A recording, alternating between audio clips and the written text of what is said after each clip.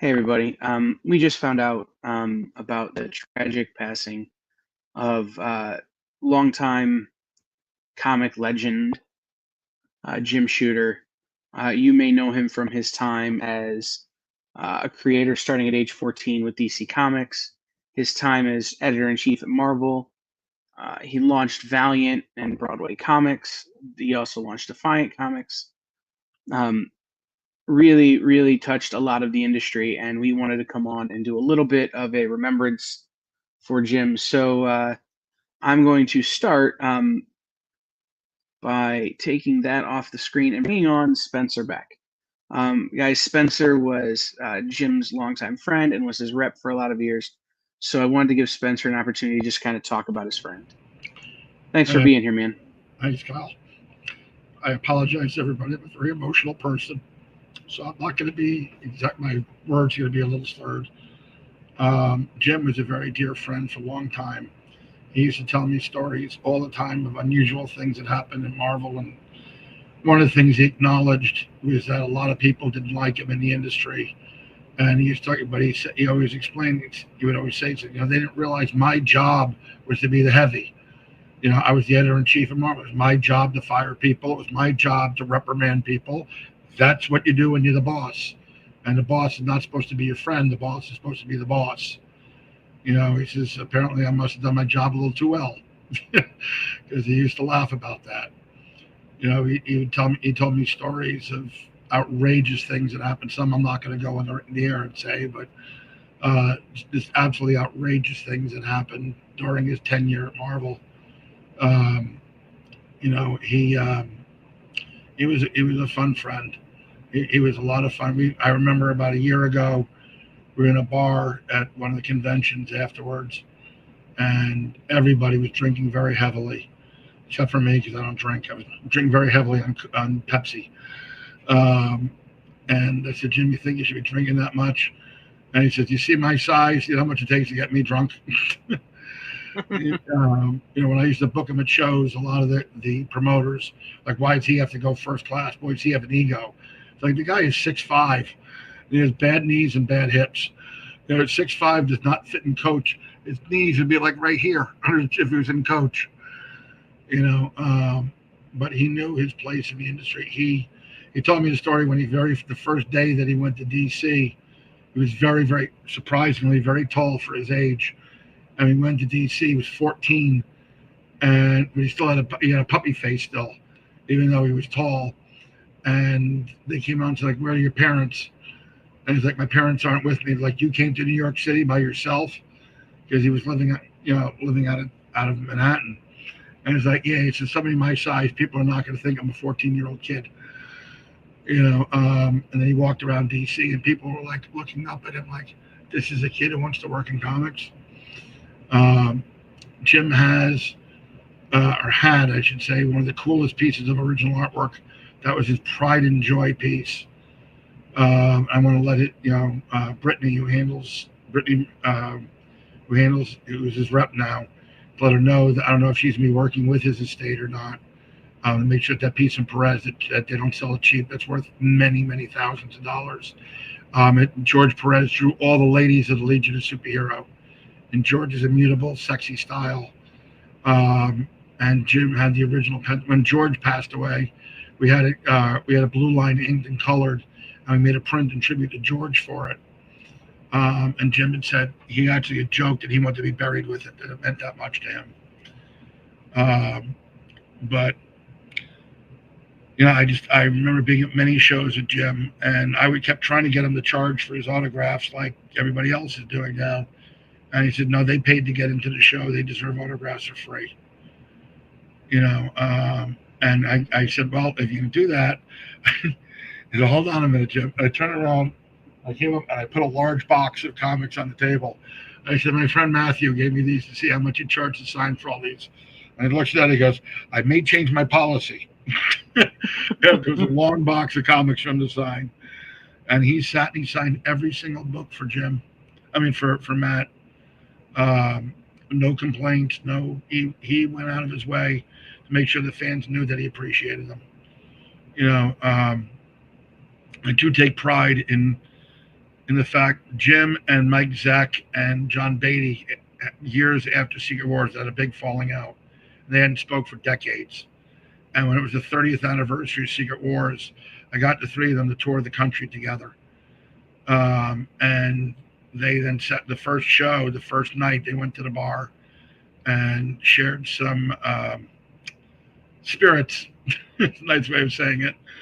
And they talked through all the issues that they had and became best friends again. And John Beatty, since Zach doesn't live in the United States anymore, Beatty was doing a lot of shows together with Shooter.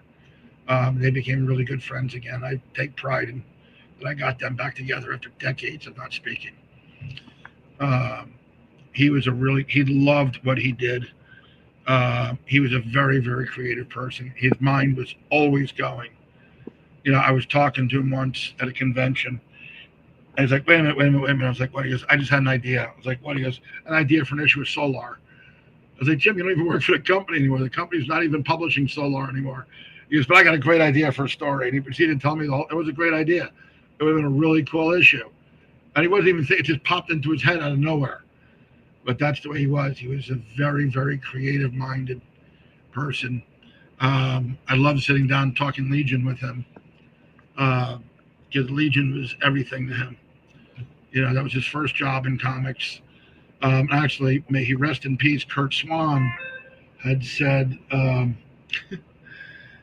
apologize, I don't know what your policy is for swearing. What am I allowed to swear? I don't know the policy. On this show, say whatever you want. It's Kurt Swan. He can say whatever he wants.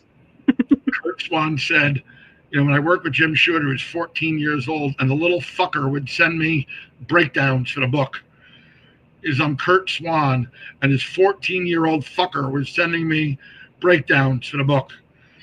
That ball's this big to be sent to Kurt Swan, one of the greatest comic artists that ever lived, and send him breakdowns. But Kurt said, he goes, they were always good. He said, I used them quite frequently. They were good. Jim he was a storyteller. That's what he'd like to do, whether it was visually or verbally. He told stories. I don't remember the story, but I remember him telling me a story how when he was at Marvel, how he pissed Byrne off, and John was very justified in being mad at him. He goes, and John was pissed. He says he was pissed. He said I had to feel bad because I knew that he was right. He says, John has a reputation. He goes, but he was right. He said I was wrong. And as an adult looking back, I can say I was wrong. But he told, I don't remember what the story was, but he told me, I just remember laughing my ass off at time. It's like, you said that to John Byrne. It was during Byrne's run with Claremont and Terry Austin on X-Men. And, he was like, I screwed that up big time. It's, but he would admit when he made mistakes. But he just loved this industry. He really, really did. And the profound effect that he had on this industry. He created the miniseries. A lot of people don't know the story. The last issue of Secret Wars, the whole book was inked in one day. The entire 48-page book was inked at a Fred Greenberg New York Comic Con. Jim went down on the floor and said, "Okay, Kyle, you can ink. Go up to room 252. Bring your brush with you. Go to room 252. There's a page waiting for people. Just walk in. Here's a brush." And they had like 48 different inkers on the book. Like everybody inked, even Mike Zeck inked a page with pencil that he inked one of his own pages.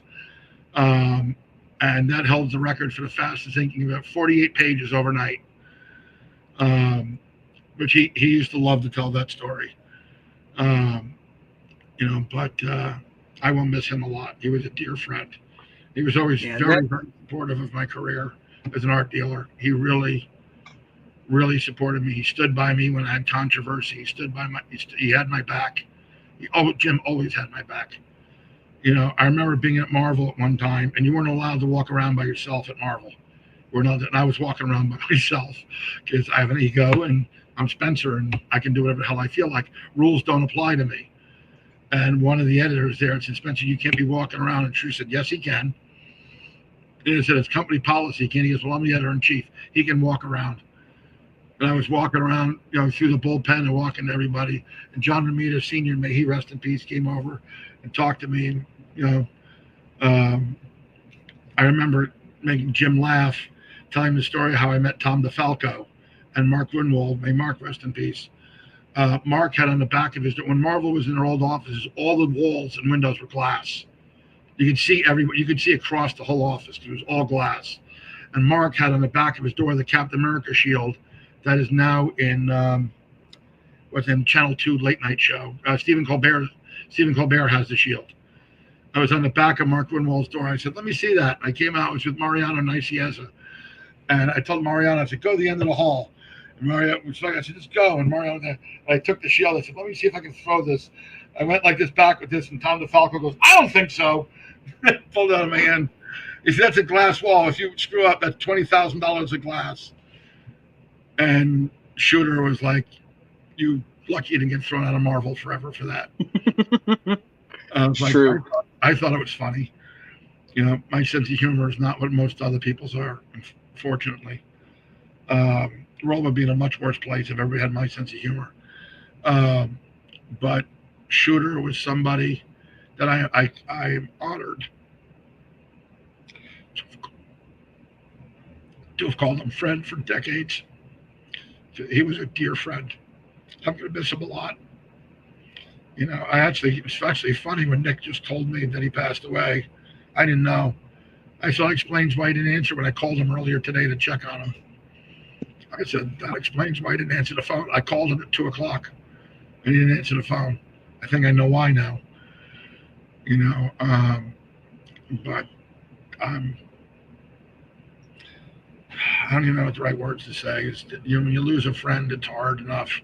When you lose somebody who's an idol of yours, I used to never understand from his autograph. We'd have the Stan's soapbox page, and he'd write a little editorial, and he always signed it shoot. I always thought it said shooting.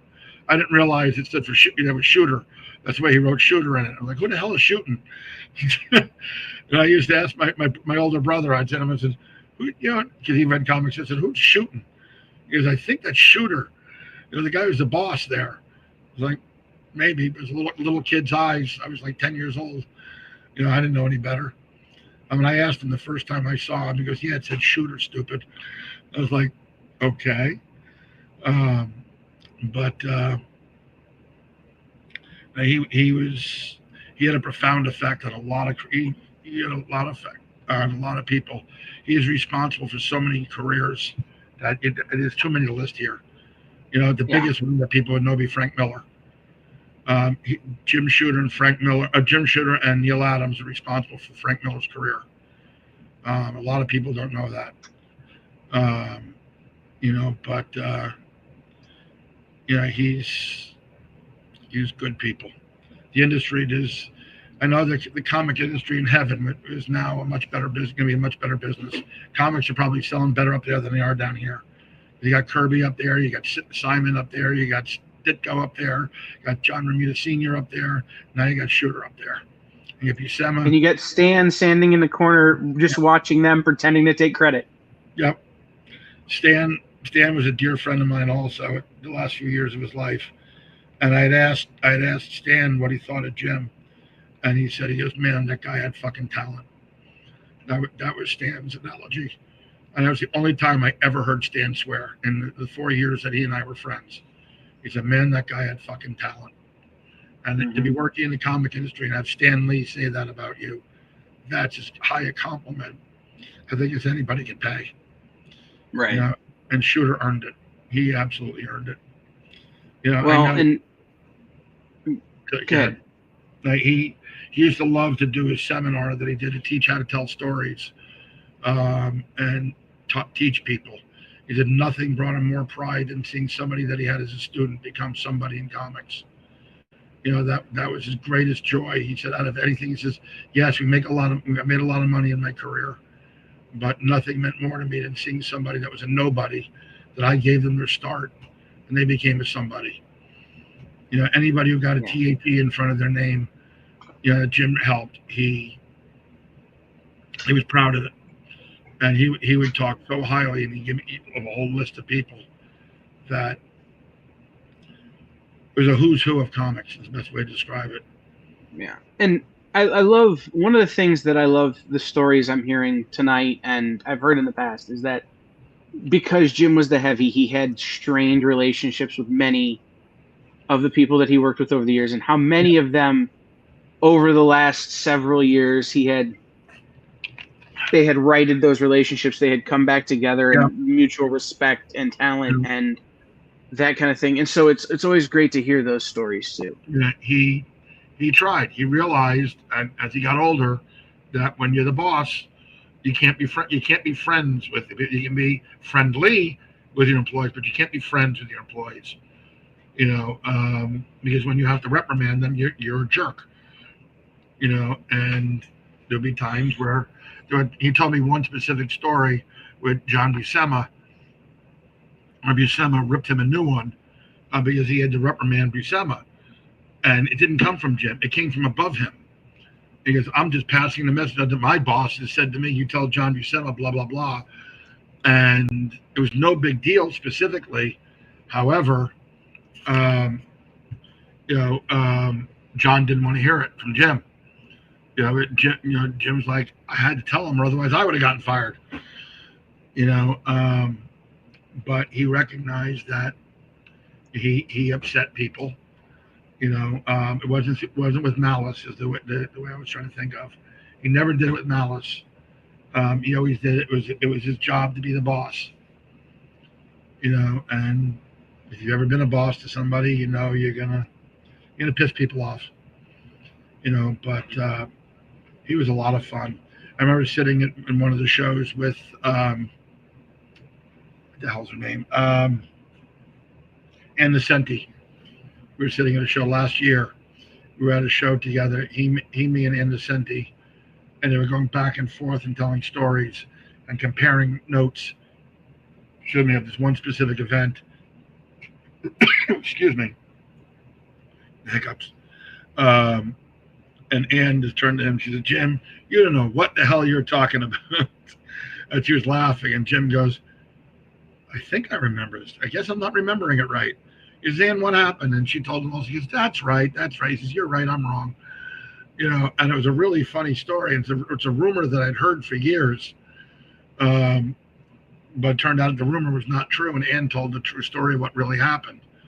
It was just something where something was screwed up with, artists did something they weren't supposed to do. And they had to get fired for what they did. And Jim didn't want to be the one to fire him because the guy was a big guy.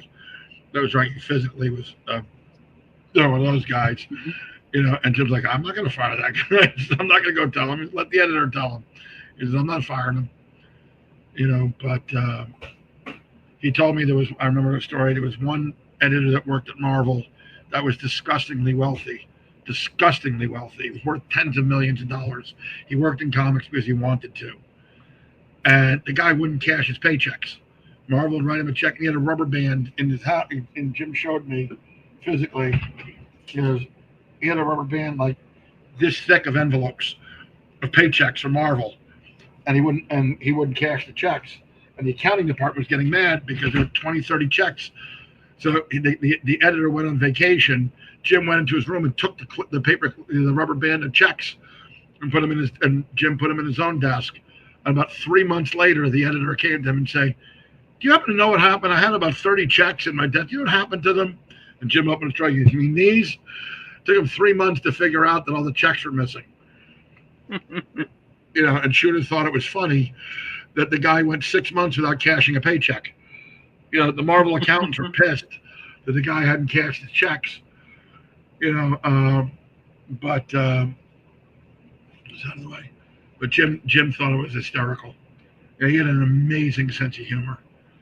And he was good people. That's all I can say. Spencer, you're one of the reasons I love talking to you is you've got a million stories. You've been around everybody. Is there one story that you could tell that would be like okay, we're remembering our friend Jim. This is the story that I want everybody, how I remember. Not on camera? I can't tell it on camera. Yes, there is, but I can't tell it on camera. Is there an on-camera story that you could tell? Because now I really want to know that story. But I'll is tell it an you. I'll tell on-camera you. I'll, story that you could tell so that we can all remember Jim the way you knew him? I'll tell you, Kyle. I'll tell you off camera. Um, he was when I first got him together with Zach and Beatty. When I first got him back together with Zach and Beatty, Jim got very choked up when he saw John and Jim, Mike.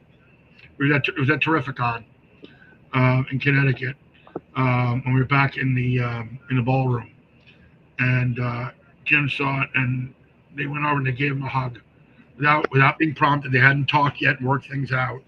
They hadn't seen him in 20 years, and Zach and Beatty walked over and gave him a hug.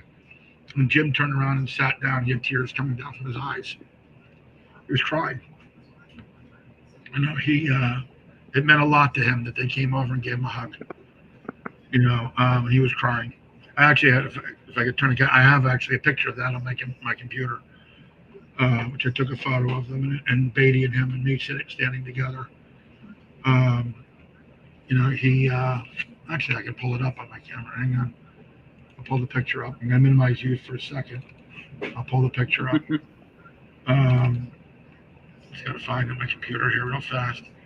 But he was so proud that he was able to get back together with them after all the years that had passed. Because usually when years pass in a relationship, things get, in your mind that you don't remember them the way they actually happened. Right. That's just being a human being. And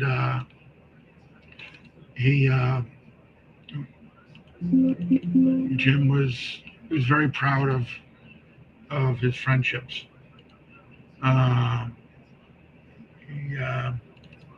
Trying to find this damn picture. Now it's pissing me off that I can't find it. I had 8 million photographs of shows on my computer. And of course, I can't find it. He had some very, very special relationships with a lot of people. His best friend in the industry was the colorist Janet Jackson. I actually called Janet before you sent me the link to come on. She didn't answer the phone. I'm sure she's probably crying right now. They were best friends for decades. Janet went with him when he left Marvel and went over to Valiant. Janet with him when he went over to Defiant. Janet went with him when he went to Broadway. She went with him. I mean, they were just the best of friends. Janet would be somebody we've had on tonight. Janet said she's probably a wreck right now. Because they were so close. Here we go. I just found the picture. This is that. I don't know if can you see the picture clearly? There it is, very clear. Oh, I've seen that picture before. You shared that picture. Yeah, that's me. That was at the show. I got them back together. That was Jim and John. I mean, Zach is the one who took the picture. It was the three of us, but that was the day that they got back together after decades of not speaking. But he was very proud. Jim was a very, very proud man, and he was very, very happy to reestablish a relationship after all those years of not speaking, especially the last year or two touring with Beatty. But Beatty is a good guy. John actually, literally, he's good people too. I'm sure John's probably crying right now too, because he really cared about Shooter. He was wrecked when I told him that Jim had cancer. He was very, very upset. I was startled when Jim told me he had cancer. So I just commented, Jim, you look like you've lost weight. He goes, well, cancer will do that to you. He had a sense of humor about it. I was like, yeah, cancer will do that to you. He said, chemotherapy will do that to you too. But well, the last show I was at last year, I sat with Jim for about 2 hours talking, and we just reminiscing about our friendship and about things that it accomplished. And I had breakfast with him. I treated him to breakfast, and he was a good friend. He really, really was a good friend. Well, Spencer, I really appreciate you coming on, and I wanted to give you an opportunity to talk about your friend. And thank you. as someone who had never really met Jim and never worked with him, I wanted to, You missed a good I person. wanted, I know, and I'm sad about that, but I wanted our viewers and I wanted everybody out there to kind of know, hey, this is why this is gonna devastate so many of us for so long. Yeah. I'm sure you have friends and family that you need to be attending to, Thank you. and folks you need to be talking to. So I'm gonna let you go. Thank you so much for joining us. Thank you for having Um, me, Kyle. I appreciate it. yeah, everybody, give your thoughts and prayers to Spencer and his family and the whole community. Uh, that is the Artist Choice and everyone who is friends with Jim. So I'm going to transition and I'm going to bring on uh, Dan Wickline. Like the Dan and I for years were the encyclopedias of the experience here. Yeah. And we want to talk a little bit about we hate to do it when this happens, but I want to talk a little bit about the historical significance of Jim and what he had done and the historical significance of the things he brought to the community and to Yeah. comic books. Well, I mean, Jim started as editor in chief at Marvel in '78, and I was 8 years old, and I had only been reading comics for about 3 years, but I was ramping up to it, kind of really getting into comics. And from 8 till I was 17, that was Jim's era. And I remember just, you know, because Stan Lee had been the editor in chief and was such a presence when I started, the new editor in chief, that was a big deal. So here comes this guy who is insanely tall, which I thought was insanely tall until, yeah. But I remember his name. I remember the changes he made at Marvel. And for me, that era is some of the best Marvel era. It was just pure storytelling. It wasn't worried about. See, what's funny is I see Jim as being somebody who understood the creative process and loved being a creator, but also understood the business and knew when a thing like Secret Wars was an option and how to take advantage of that. That was a toy line that they wanted to put in, and he was able to turn that into something huge for Marvel. The first Secret Wars.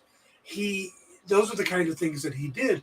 But you look at the stories nowadays, it seems like every event is basically, let's start with a new number one, and who are we going to kill or pretend to kill that'll be back 6 issues later. He got it, but he also just created great stories, under his watch. It's some of the best Marvel stuff, I think. It's why growing up, Marvel was what I read. I didn't get into DC until much later. Right. Marvel was what hooked me. And then I did get to meet Jim. And you mind if I share this story? Yeah, have at it. All right. So I had just started publishing. This is back in the mid 90s. I'm 25, 26 years old. And it was right around the same time that he was starting with Defiant and the Warriors of Plasm. And I remember going over there and standing in front of his table thinking, oh my God, this is Jim Shooter. This is huge, because he was Stan Lee level in my mind, because that was, Stan Lee, editor-in-chief, Jim Shooter, editor-in-chief. It was the job. And he was sitting down, and he looked up at me and went, oh no. And he stood up so we could look eye to eye. He's like, it's rare I get to talk to somebody straight across. So we talked for a little bit. He gave me a bunch of the promotional stuff because I don't think any of the books had come out yet. And I still have these things somewhere. I still have the brochures they were giving out for Warriors of Plasm. But we talked for a bit, and I told him that I was, just getting into comics and was putting out my own book and stuff. And he gave me some pointers on things to keep an eye out for. And he did talk about the fact that if you're running the company, you have to remember it's a company. You know, you can't worry about being everybody's best friend. You know, those kind of things. And then I went back to my booth after a while talking to him, and I'd say a couple hours later, he came to my table, and I gave him a copy of the book we were putting out and stuff. But again, and he was just very kind. And I remember running into him a couple years later, and you know, assuming he's not going to remember me, he looks at me and goes, "Hey, dude, how's it going? How's that company?" Da, da, da. And I said, "Well, you know, it didn't really work out." He goes, "Yeah, the '90s were a tough time." And he had been Defiant and Broadway in that time. I said, "But I'm freelancing now." And he started asking me about where I'd been working stuff. So my experience with Jim was always incredibly positive. You hear a lot of stories because he was the boss. He had to be the bad Right. guy at times. And Right. this is an industry where a lot of people take things personally, which Hmm. as an artist, as an artist and a writer and stuff, you're working from your heart. You're working from your creativity. So it is personal, but it's still a business. And that's the hardest thing. And Jim got that. And I don't know, I've got nothing but respect for not only for him and how he handled himself, but also for what he was able to put out. You know, his For time at sure. Marvel, his own writing. But I always think of him as the creative force behind Valiant. You know, hey, let's take a couple of classic Golden Age characters, mix them with some new characters, get a bunch of young creative writers, and focus on the story. And when Valiant came out, it was like the mirror image of Image Comics. You know, that's how I looked at it. It was Valiant or Image was all about the image. You know, this is what's it going to look like? It's going to be Todd McFarlane's art and Jim Lee's art. And what about the writing? It's going to be Todd McFarlane's art and Jim Lee's art. And you go over to Valiant, and it's like these are old, you know, Bob Hall and some of the classic artists, and Hmm. they've got kind of that old style '80s artwork, but the writing was so solid. The stories were good, and coming, you know, if you were coming out of the '80s, it's like comfort food. Reading Right. Bloodshot, reading Ninjak, and Rye, and all of the characters they created, it was just so, like I said, comforting. And for me, I picked up the Image books, but I looked forward to the Valiant books. And that's why, even to this day, I'm a Valiant head. You know, Hmm. I'm literally listening to Ari Marmel's new Eternal Warrior novel that they're doing through Blackstone. Just started listening to that. I've got Bloodshot like right here. Okay, I Right. mean that's, and it's the real Bloodshot, not Vin Diesel. You know, so yeah, that's all. That was Jim's driving force. So I Well, wish and he would. Yeah, go ahead. no, go ahead, Dan. I just wish he would have seen a little more success with the things that he was trying, because I think he deserved it. Whether it was Right. more time with Valiant or getting Defiant going or Broadway going, um, I think the industry just changed too much at that point. But the guy was great.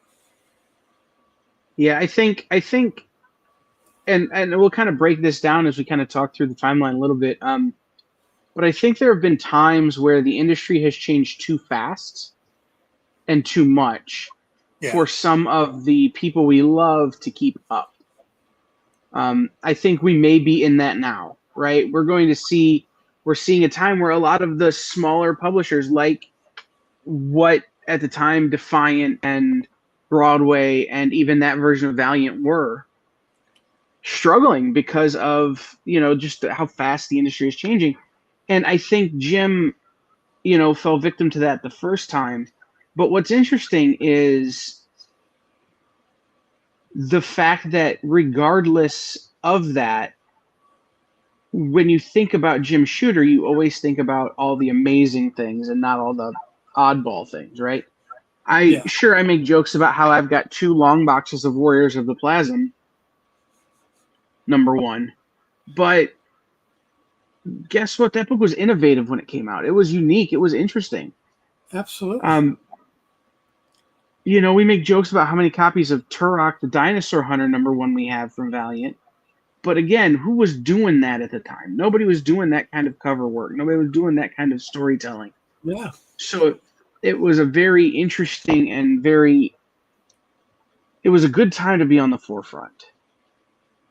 But Just unfortunately, sometimes that being on the forefront catches some victims in the end.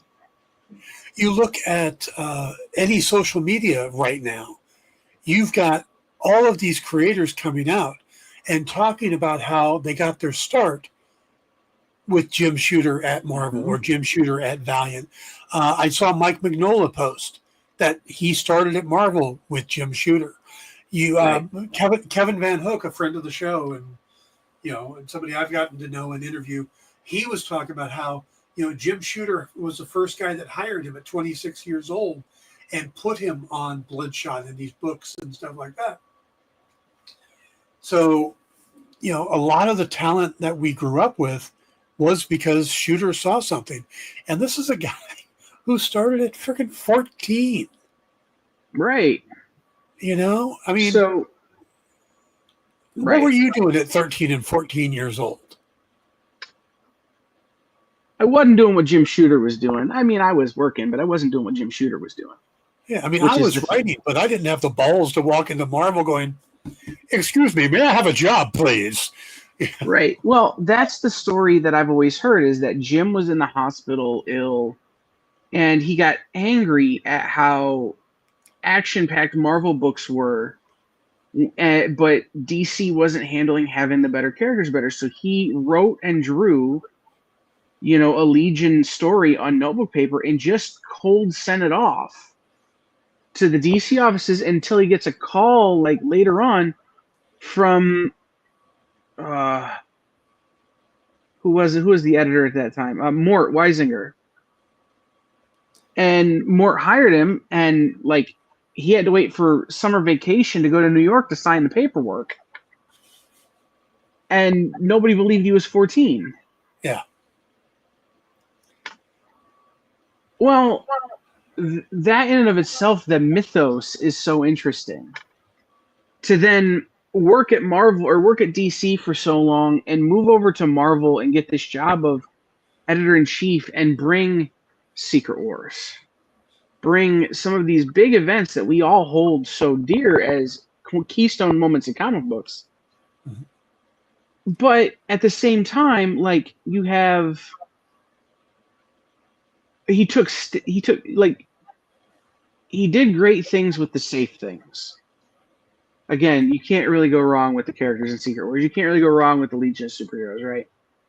But yeah. then he took big swings and was very risky with things like New Universe and taking John Romita Jr. off of one of the most successful books on the market at the time and putting him on New Universe because he knew that needed that gravitas.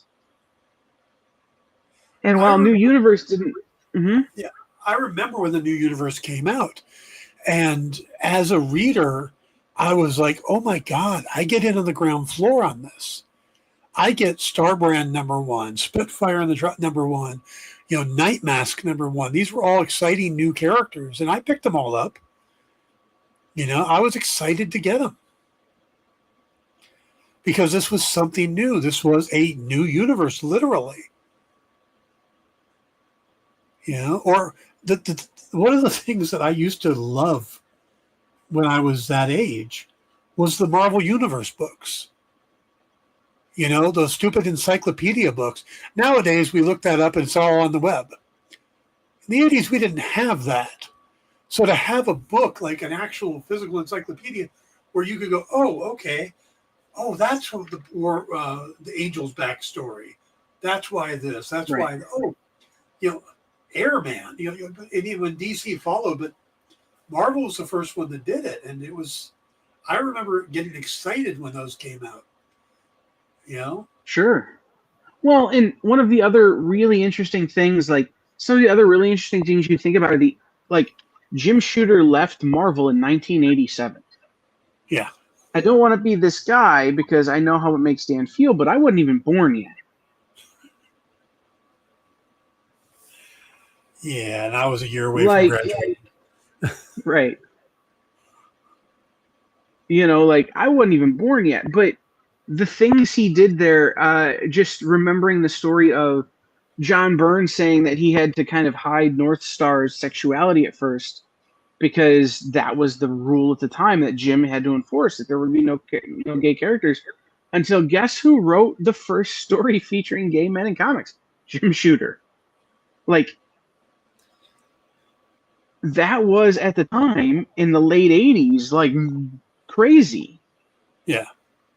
You know, and then to go over to Valiant, you know, and to work with like Nintendo and WWF, WWE, and to bring back like some of the great old school Gold Key characters like Solar and some of those, like there wasn't a lot of people clamoring for golden age, you know, superheroes at the time, but he made us want to read them.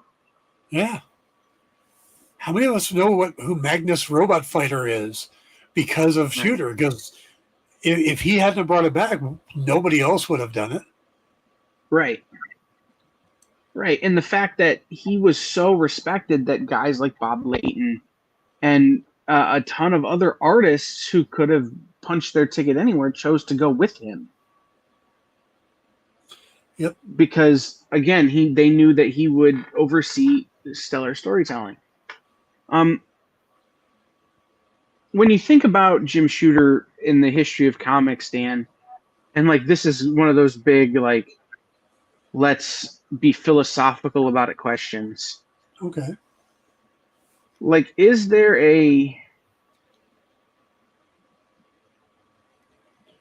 how do you think, given 50 years, given time, we will look back on Jim? Will we reflect on him the way we think about, you know, Stan Lee now, or Ditko, or Romita? Or I think Shooter is going to be the equivalent of Branch Rickey. You have to know inside baseball to know who Branch Rickey was. But baseball wouldn't be what it is today without him. right, You know? Jim Shooter did so many things for the industry that are now standard or paved the way for what we have nowadays. But I don't think most people are going to know it. I think what's going to happen is his you know, again, if you are somebody referred to me as a comic book historian, and if you are somebody who loves comic history, then you're going to know, and Jim Shooter, you're going to appreciate what he did. But I think most people are just going to look at the creators. They're going to look at, you know, why do we love Stan Lee?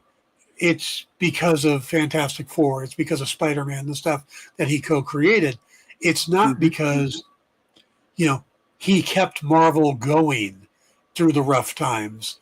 He kept when an artist was down on his luck and needed work, he found work for them. Those are the things that Stan Lee, you know, did, and that's why a lot of people do love him. But, you know, the people that don't like him, it's because they're big Jack Kirby fans, you know, and they're like, oh, you mistreated Kirby or you mistreated Ditko. But he was doing what he was ordered to do by Martin Goodman. Right. So I think it's going to be, Stan had more of a public face than Jim. There aren't a lot of characters that people go, oh, Jim Shooter created him. Right. You know, and there's plenty of characters that Jim Shooter created. But off the top of my head, can't think of one. You know, I'm sure, you know, quick Google search, I could find it, but I don't know any off the top of my head. But I think that's what's going to happen is he's going to end up like Branch Rickey in that there would be no Jackie Robinson without him. Right. He's going to be an if you know, you know. Yeah. Yeah.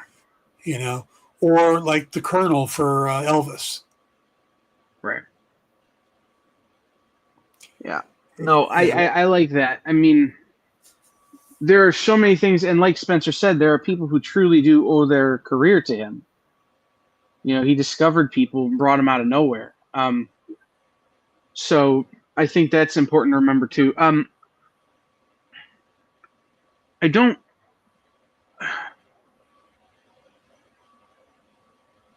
I don't want to leave. There are a couple of great quotes, and again, I'm just reading them from his Wikipedia page about Jim Shooter's, legacy and kind of the things that uh, he meant to the industry. And Roy Thomas, who actually fought with Jim Shooter and left Marvel because of Shooter, said when Jim Shooter took over, for better or worse, he decided to rein things in.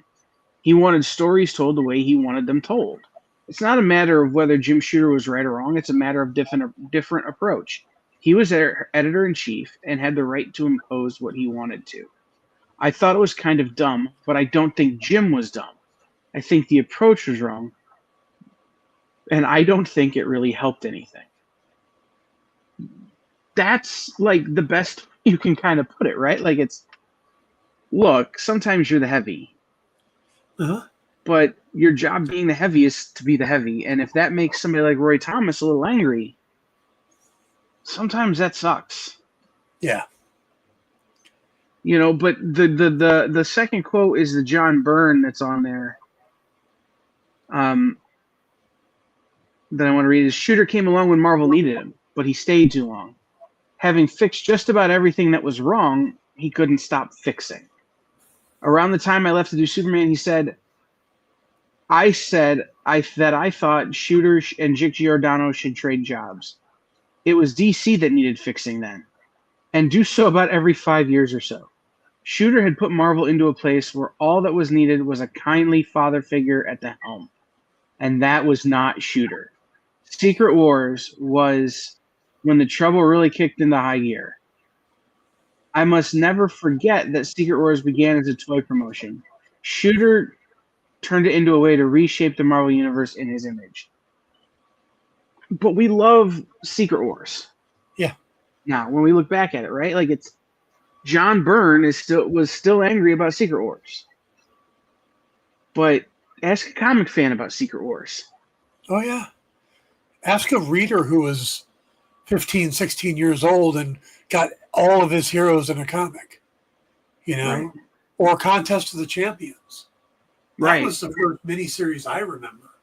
Those 3 issues came out, and it's like, not only are we getting, all our heroes into one, but we're getting brand new heroes that didn't really stick. But, Peregrine. Well, I learned out that's how you say falcon in French. Shamrock. Sabra. Sabra did stick around and technically was in the latest Captain America movie, but they were all created for Contest of the Champions. Yeah. So, I mean, Jim did a lot of good, and maybe he did stay a little too long. That's hard to tell. Right. Let's see the quote from Batman or Dark Knight. You either die a hero or live long enough to become the villain.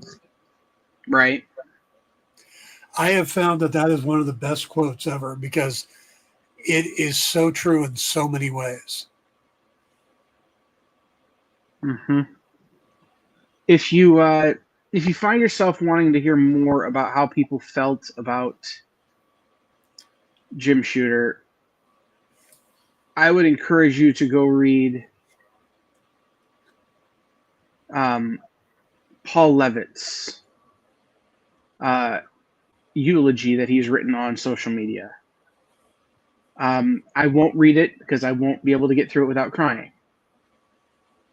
And this is a man I didn't know, but Paul Levitz is someone who knew. Yeah. And that's the best memorial you can have, is have someone like Paul spend the time to craft something so beautiful about you. We will continue here on the EXP to remember Jim Shooter.